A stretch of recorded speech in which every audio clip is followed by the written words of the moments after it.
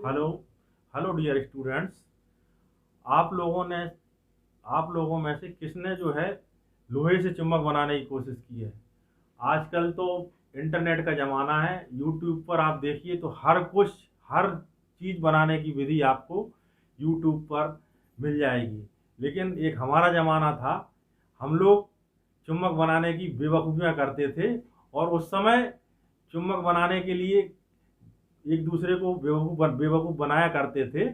उस समय कहा जाता था कि आप लोहे की कोई भी चीज़ को अगर रेल की पटरी के नीचे रख दें और रेल का पहिया अगर उस पर से गुजर जाए तो वो लोहा चुम्बक में परिवर्तित हो जाएगा।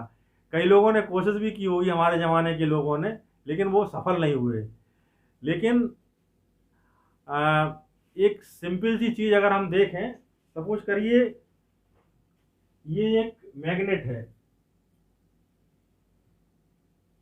ये रिंग शेप्ड मैग्नेट है। और एक मिनट रुक। हम्म, अगर हम देखें नॉर्मली, बहुत सिंपल मेथड कि किसी भी चीज़ में मैग्नेटिज्म कैसे प्रोड्यूस की जा सकती है। कोई भी एक आलपिन ले लीजिए या लोहे की कील ले लीजिए, वो in the absence of external magnetic field उसके अंदर कोई मैग्नेटिज्म नहीं होती। मतलब अगर हम देखें तो लोहा लोहे को अट्रैक्ट नहीं करेगा। मतलब एक कील दूसरे कील को या एक आलपिन दूसरे आलपिन को अट्रैक्ट नहीं करेगी। लेकिन उसके अंदर मैग्नेटिक फील्ड प्रोड्यूस की जा सकती है। कैसे? सपोज करिए एक ये रिंग शेप्ड मैग्नेट है, इसके अंदर हम कोई भी आयरन के सब्सटेंस को या आयरन के पार्टिकल को या सपोज करिए एक नेल को, कील को या एक आलपिन को इसके अंदर रख देंगे तो हमने क्या किया, एक मैग्नेटिक फील्ड में एक आयरन के पीस को या एक मेटल के पीस को रख के छोड़ दिया और इसको हमने काफी देर तक रखे रहने दिया। सपोज करिए ये कील है या आलपिन है, इसको हमने यहाँ पर रख दिया। आप एक सिंपल अगर देखें तो जो इलेक्ट्रीशियंस होते हैं वो अपना जो स्क्रू ड्राइवर होता है उसमें मैग्नेटिज्म प्रोड्यूस करते हैं। वो किस लिए करते हैं? क्योंकि उन्हें एक छोटी जगह पर काम करना होता है और उनका अगर कोई नट वहां पर गिर गया तो वो जो उनका ये स्क्रू ड्राइवर होता है, सपोज करिए ये स्क्रू ड्राइवर है या टेस्टर है,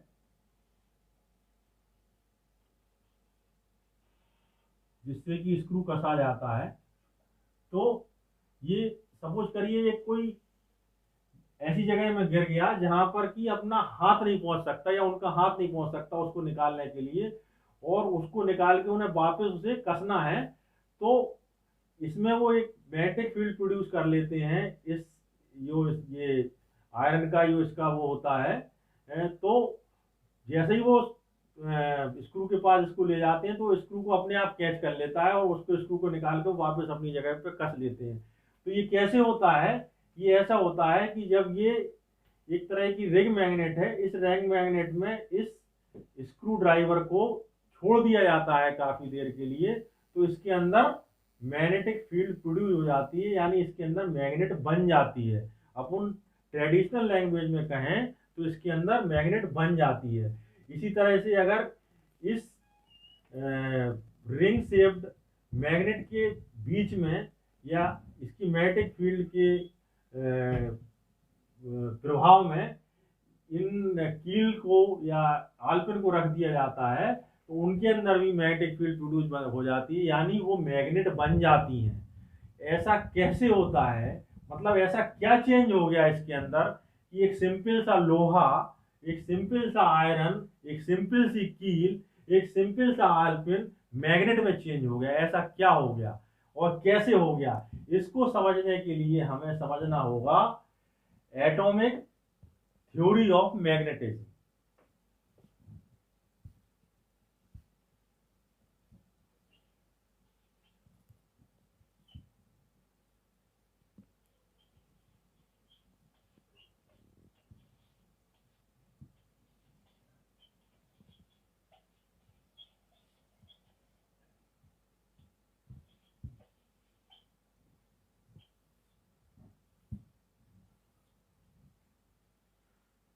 एटॉमिक थ्योरी ऑफ मैग्नेटिज्म समझने के लिए सबसे पहले हमको समझना होगा कि मैग्नेटिज्म या मैग्नेटिक फील्ड प्रोड्यूस कैसे होती है।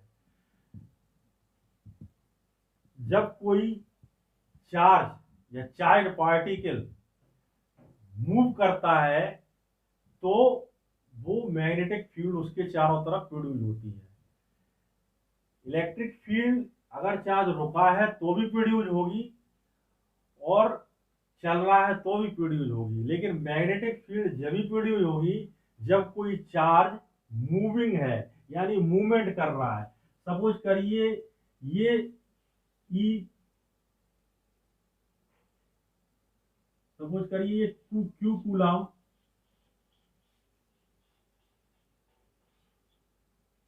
प्लस क्यू कूलम चार्ज है और ये अगर रुका हुआ है तो इसके चारों तरफ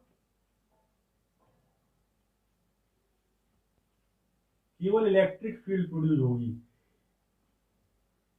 और अगर ये मूवमेंट कर रहा है तो इसकी वजह से इलेक्ट्रिक फील्ड तो प्रोड्यूस हो ही रही थी, चाहे वो रुका हो या चल रहा हो, लेकिन मैग्नेटिक फील्ड जब भी प्रोड्यूस होगी जब ये मूवमेंट करता है।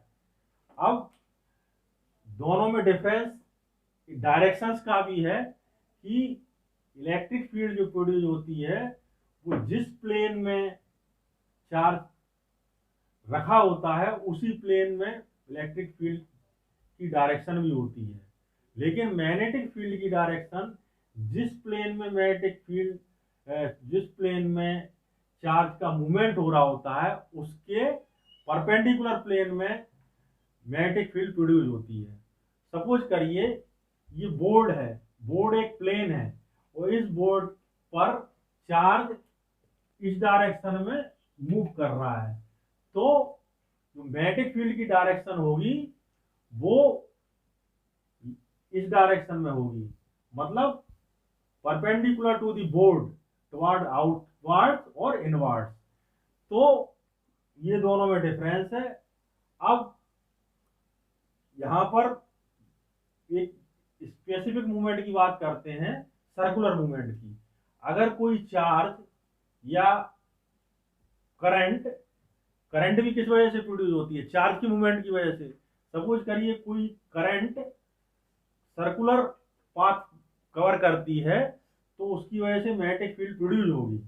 और मैग्नेटिक फील्ड की डायरेक्शन क्या होगी ये हमने पढ़ा है कि सपोज करिए कोई भी करंट एंटी क्लॉकवाइज डायरेक्शन में अगर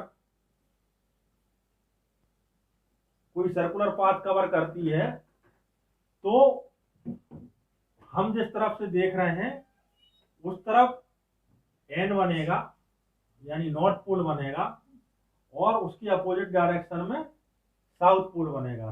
यानी अगर हम इस बोर्ड की बात करें, ये बोर्ड को एक सरफेस माने, तो इस बोर्ड पर करंट अगर एंटी क्लॉकवाइज डायरेक्शन में प्रोड्यूस हो रही है तो मैग्नेटिक फील्ड इस डायरेक्शन में प्रोड्यूस होगी, यानी inward to the board, perpendicular to the surface of the board.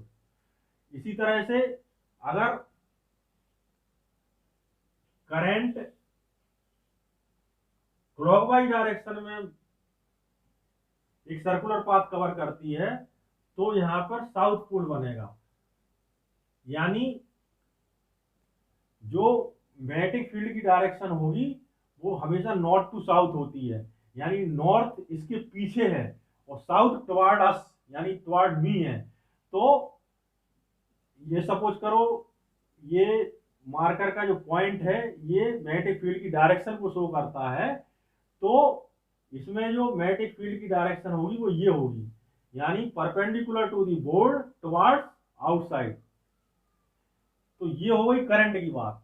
अगर हम इसको करंट को इलेक्ट्रॉन कर लें तो इसकी डायरेक्शन चेंज हो जाएंगी, क्योंकि इलेक्ट्रॉन का चार्ज जो होता है वो नेगेटिव होता है, करंट का चार्ज पॉजिटिव होता है।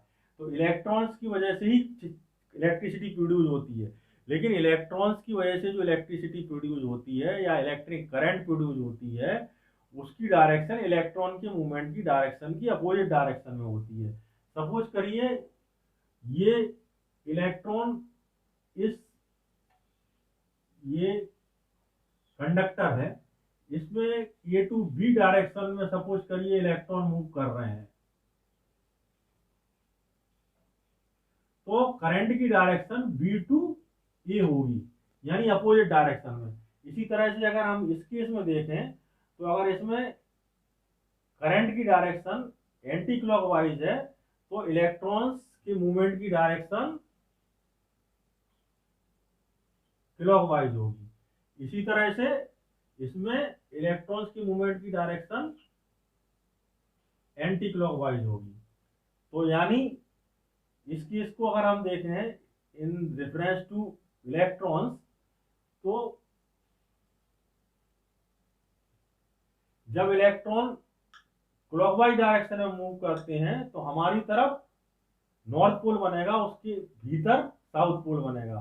और इसी तरह से जब इलेक्ट्रॉन एंटी क्लॉकवाइज डायरेक्शन में मूव करेंगे तो हमारी तरफ साउथ पोल बनेगा, उसके अपोजिट यानी बोर्ड के अंदर की तरफ, बोर्ड के दूसरी तरफ बात करें हम, behind the board north pole बनेगा।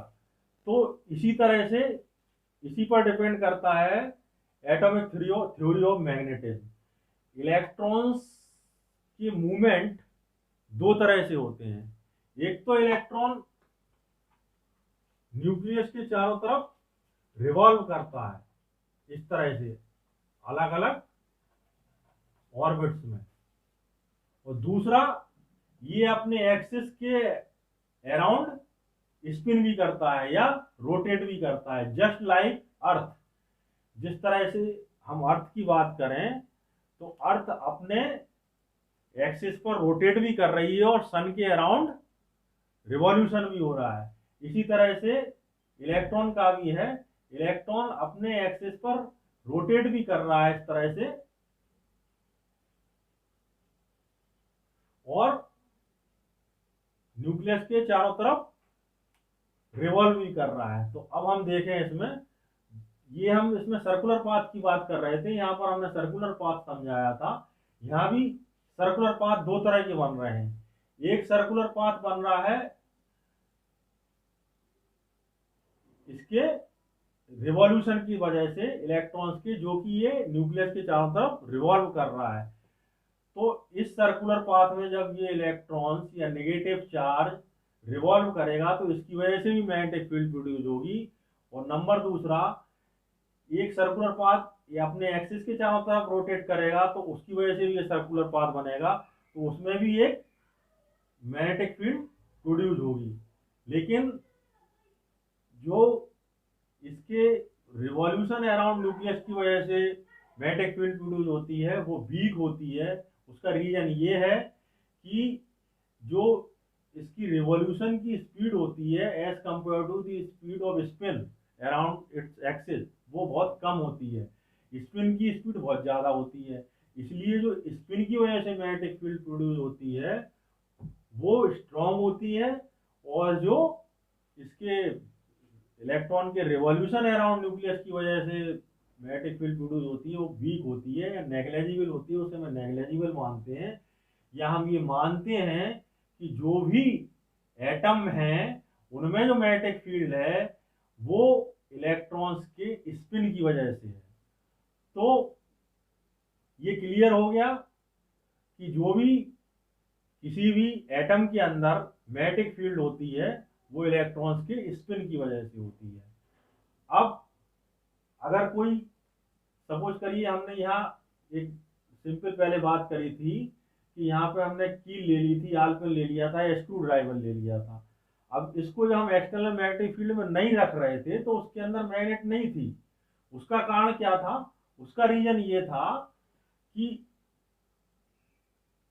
जो एक एटम में सपोज करिए एक डायरेक्शन में मैग्नेटिक फील्ड प्रोड्यूस हो रही, दूसरी एटम में दूसरी डायरेक्शन में मैग्नेटिक फील्ड प्रोड्यूस हो रही, और तीसरे एटम में तीसरी डायरेक्शन में हो रही। इस तरह से जो है किसी भी सब्सटेंस में सेवरल इन्फिनिट एटम्स होते हैं, वो एक एक एटम जो है इस तरह से अरेंज नहीं होता कि उनकी मैग्नेटिक फील्ड एक ही डायरेक्शन में हो, हैप्जेंटली अरेंज होते हैं।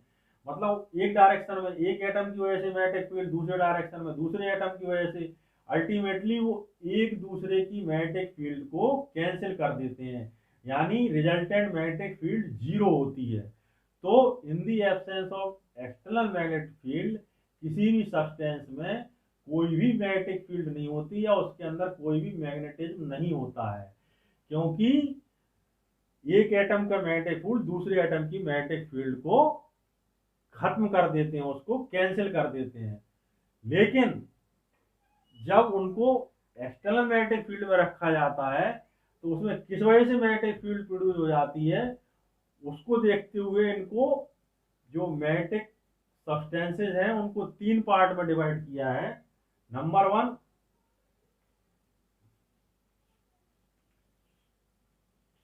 पैरामैग्नेटिक सब्सटेंस,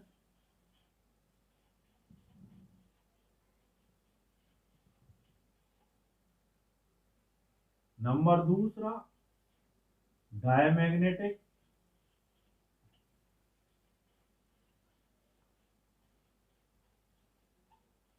और नंबर 3 फेरोमैग्नेटिक।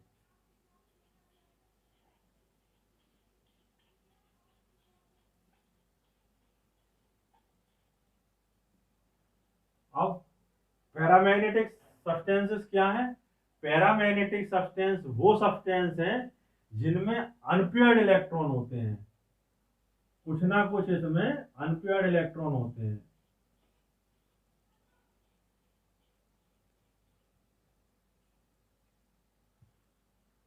और डायमैग्नेटिक सब्सटेंस में पेयर्ड इलेक्ट्रॉन होते हैं, एटम्स में सारे के सारे पेयर्ड होते, कोई भी अनपेयर्ड नहीं होता। पेयर्ड इसमें भी होते लेकिन कुछ अनपेयर्ड होते हैं। तो होता क्या है कि सपोज करिए जितने भी पेयर्ड इलेक्ट्रॉन हैं, पैरामैग्नेटिक सब्सटेंस की बात करें तो पैरामैग्नेटिक सब्सटेंस में जैसे कॉपर ले लें,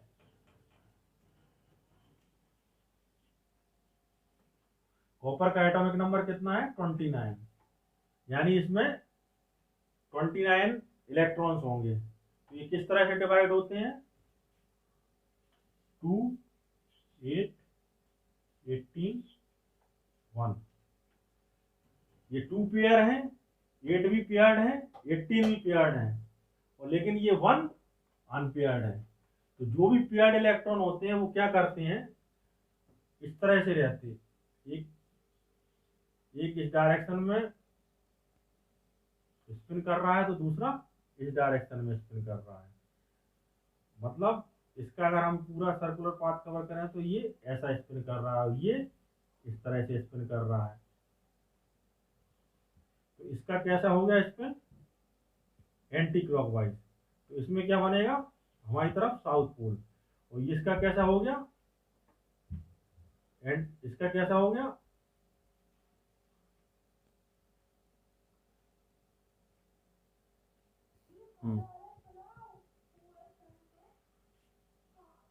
ये इलेक्ट्रॉन, एक इलेक्ट्रॉन ये है, ये इलेक्ट्रॉन इस डायरेक्शन में स्पिन कर रहा है, दूसरा इलेक्ट्रॉन ये है, ये इस डायरेक्शन में स्पिन कर रहा है। तो इस डायरेक्शन में स्पिन करने की वजह से इसमें हमारी तरफ नॉर्थ पोल बनेगा, और ये इसमें एंटी क्लॉकवाइज स्पिन कर रहा है तो इसकी वजह से इसमें साउथ पोल बनेगा।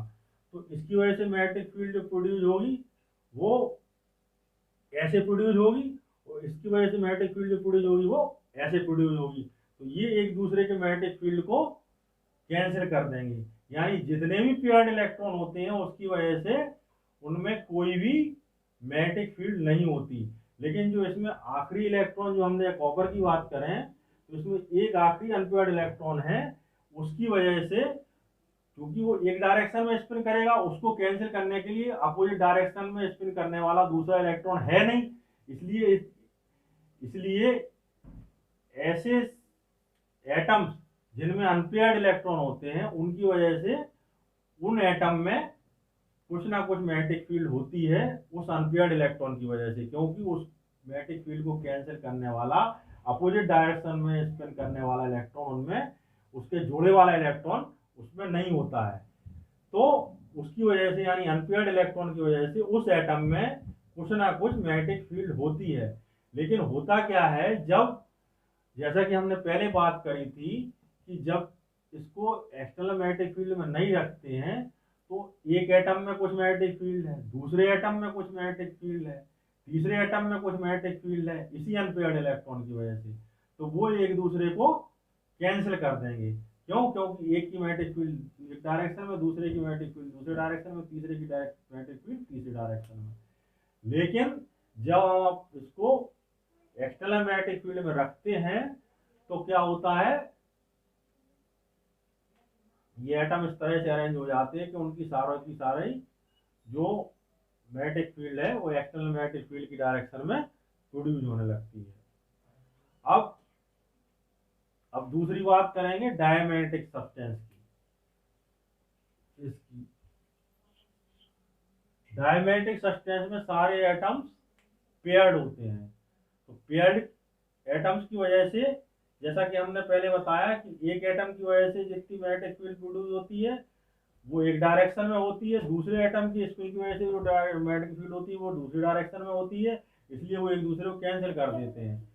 इसलिए डायमैग्नेटिक सब्सटेंस में in the absence of external magnetic field कोई मैग्नेटिक फील्ड नहीं होती, यानी उसके अंदर मैग्नेट नहीं होती है। लेकिन जब उसको एक्सटर्नल मैग्नेटिक फील्ड में रखते हैं तो होता क्या है, सपोज करिए एक्सटर्नल मैग्नेटिक फील्ड इस डायरेक्शन में है, इस डायरेक्शन में यानी हमारी तरफ है, तो जिस इलेक्ट्रॉन की स्पिन की वजह से इस डायरेक्शन में मैग्नेटिक फील्ड प्रोड्यूस हो रही होगी उसके स्पिन घट जाएंगे, कम हो जाएंगे, तो इस डायरेक्शन में मैग्नेटिक फील्ड जो प्रोड्यूस हो रही थी वो कम हो जाएगी, और इसकी अपोजिट डायरेक्शन में जिस इलेक्ट्रॉन के मूवमेंट स्पिन की वजह से मैग्नेटिक फील्ड प्रोड्यूस हो रही थी उसकी स्पिन बढ़ जाएंगे, इसलिए अपोजिट डायरेक्शन में मैग्नेटिक फील्ड की बढ़ जाएगी। तो रिजल्टेंट मैग्नेटिक फील्ड किस डायरेक्शन में काम करने पर लगेगी, एक्सटर्नल मैग्नेटिक फील्ड की अपोजिट डायरेक्शन में।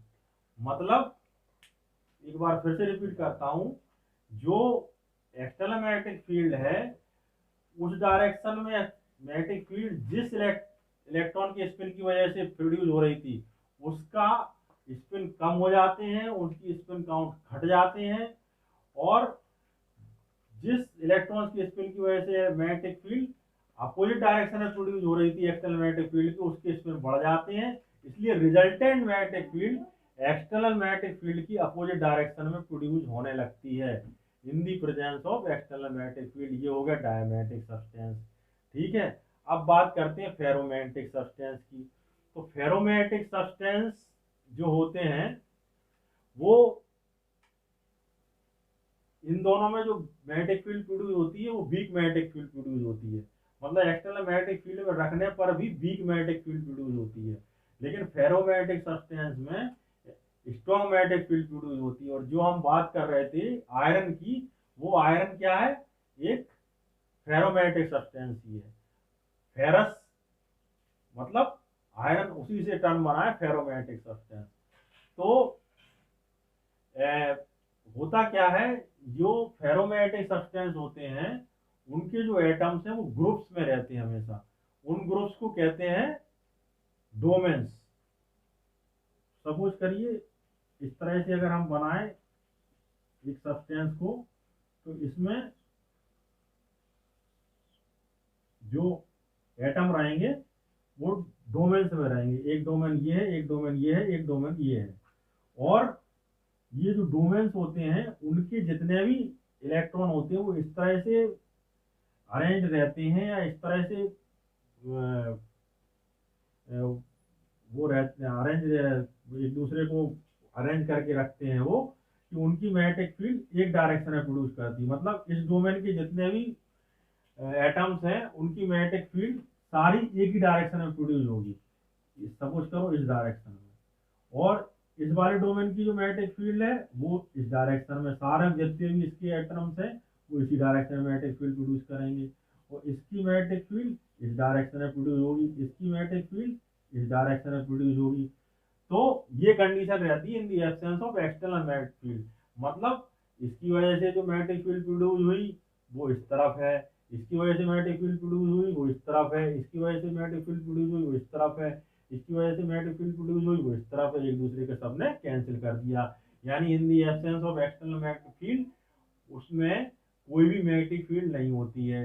लेकिन इन्हीं फेरोमैग्नेटिक सब्सटेंस को हम जब कुछ देर के लिए मैग्नेटिक फील्ड में रखा छोड़ देते हैं तो क्या होता है, जो हमने बताया था ना कि इसमें स्क्रू ड्राइवर भी मैग्नेट बन गया था, ये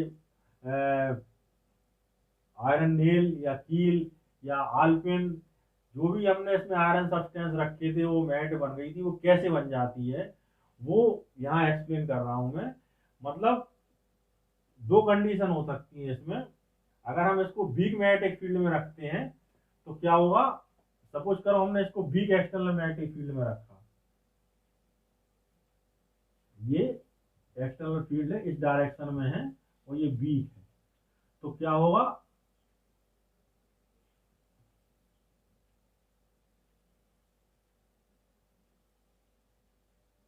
इसमें से जो कुछ एटम निकल करके इस डोमेन में चले जाएंगे। तो ये डोमेन बड़ा हो गया, ये डोमेन नीचे वाला छोटा हो गया, और ये डोमेन सेम रहेगा क्योंकि इस पर एक्सटर्नल मैग्नेटिक फील्ड का कोई इफेक्ट नहीं होगा, क्योंकि एक्सटर्नल मैग्नेटिक फील्ड इस डायरेक्शन में है और ये उसके परपेंडिकुलर है। परपेंडिकुलर डायरेक्शन में मैग्नेटिक फील्ड का कोई इफेक्ट नहीं होता है। तो इसमें से इलेक्ट्रॉन निकल के इसमें चले गए तो इसमें से एटम निकल के इसमें चले गए तो इसमें एटम ज्यादा हो गए, तो इस डायरेक्शन में इसकी वजह से जो डोमेन की वजह से मैग्नेटिक फील्ड है वो इस डायरेक्शन में है, और इस वाले डोमेन की वजह से मैग्नेटिक फील्ड इस डायरेक्शन में है। अब ये डोमेन बड़ा है तो इसकी वजह से मैग्नेटिक फील्ड ज्यादा होगी, ये डोमेन छोटा है तो इसकी वजह से मैग्नेटिक फील्ड कम होगी। तो एक्सटर्नल मैग्नेटिक फील्ड किस डायरेक्शन में होगी, अल्टीमेटली जो रिजल्टेंट मैग्नेटिक फील्ड किस डायरेक्शन में होगी, इसके अंदर इस डायरेक्शन में होगी। तो ये होता है जब हम वीक मैग्नेटिक फील्ड में रखते हैं। तो हम इस तरह से अगर किसी भी आयरन सब्सटेंस को इसमें रखा छोड़ देते हैं मैग्नेटिक फील्ड में, तो क्या हुआ होगा, इसकी डायरेक्शन जिस डायरेक्शन में इसके अंदर मैग्नेटिक फील्ड प्रोड्यूस हो रही होगी, सपोज करो तो इधर नॉर्थ पोल था इधर साउथ पोल था, तो वो साउथ पोल नॉर्थ पोल करके इसमें भी नॉर्थ पोल और साउथ पोल बन गए होंगे, तो मतलब इसके अंदर भी मैग्नेट प्रोड्यूस हो गई होगी इसी वजह से, क्योंकि कुछ जो डोमेन्स में से एटम निकलकर एक्सटर्नल मैग्नेटिक फील्ड वाले डोमेन में चले गए होंगे। तो ये हो गया वीक मैग्नेटिक फील्ड वाली कंडीशन। दूसरी, अगर हम इसको एक्सटर्नल मैग्नेटिक फील्ड स्ट्रॉन्ग है, स्ट्रॉन्ग मैग्नेटिक फील्ड में रखते हैं तो क्या होता है, ये सारे के सारे डोमेन के एटम इस तरह से रोटेट हो जाते हैं कि उसमें एक्सटर्नल मैग्नेटिक फील्ड की डायरेक्शंस में ही मैग्नेटिक फील्ड प्रोड्यूस करने लगते हैं इस तरह से। अभी क्या था, ये तो कर ही रहा था इस डायरेक्शन में, ये वाला अपोजिट कर रहा था, ये भी घूम गया इस तरह से, ये इधर कर रहा था ये भी घूम गया ऐसे, ये इधर कर रहा था ये भी घूम गया ऐसे। तो सारे के सारे एक्सटर्नल मैग्नेटिक फील्ड की डायरेक्शन में ही रोटेट कर जाते हैं एटम, तो उनकी मैग्नेटिक फील्ड सारे डोमेन्स की एक ही डायरेक्शन में होने लगती है। तो इसलिए एक्सटर्नल मैग्नेटिक फील्ड यानी इसके अंदर जो रिजल्टेंट मैग्नेटिक फील्ड है वो भी इसी डायरेक्शन में प्रोड्यूस हो गई, और ये दोनों ही केस में स्ट्रॉन्ग मैग्नेटिक फील्ड प्रोड्यूस होती है। इसमें ये केस है वीक मैग्नेटिक फील्ड में रखने पर, ये है स्ट्रॉन्ग मैग्नेटिक फील्ड में रखने पर। तो अगर इन शॉर्ट बात करें तो किसी भी एटम में जो मैग्नेटिक फील्ड होती है वो इलेक्ट्रॉन्स के स्पिन की वजह से होती है, और in the absence of external field and the absence of external magnetic field, जो एटम्स होते हैं वो एक दूसरे के मैग्नेटिक फील्ड को कैंसिल कर देते हैं, तो उसमें कोई मैग्नेटिक फील्ड नहीं होती। लेकिन जब हमने जो है एक्सटर्नल मैग्नेटिक फील्ड में रखते हैं तो अलग अलग कंडीशन है। पैरामैग्नेटिक फील्ड का हमने अलग बता दिया, डायमैग्नेटिक फील्ड का अलग बता दिया, फेरोमैग्नेटिक फील्ड का अलग बता दिया। Okay, clear everything.